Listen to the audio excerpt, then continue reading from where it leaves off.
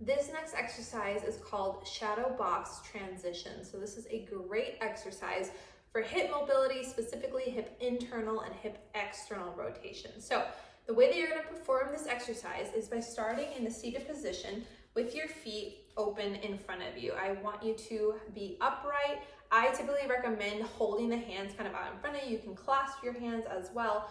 And what you're going to do is drop both knees down to one side. You're going to turn your torso all the way to face that front leg.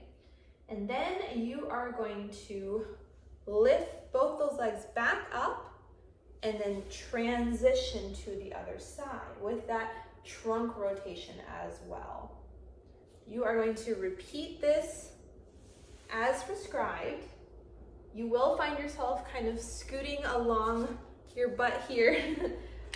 As you can see here, I'm getting a little closer and closer to the camera with each transition.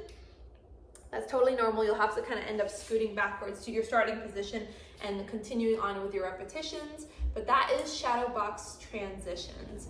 A couple of variations of this exercise include this. So we can go ShadowBox Transition. I'm actually going to pull my hip back to about a 90-degree angle here and go up to a hip thrust. Where you're going to come up like this, slowly lower it down, flip, hip thrust, and then slowly lower down.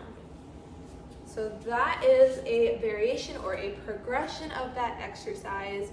And a few last variations or progressions would be to get back into that 90-90 position here. So back leg is straight coming out from your torso here. That shin is about a 90-degree angle, same thing here in the front. And what you can do here is lean that trunk forward so you get a really deep stretch in that glute. For me, it is my right side, my right glute, and then you can pick yourself up and rotate towards that back leg.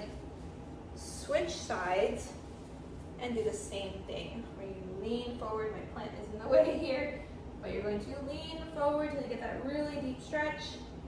Come up and then rotate towards that back leg. So there you have it, ShadowBox Transitions to hip thrust, and a little bit of thoracic rotation with that forward lean to get that deep glute stretch.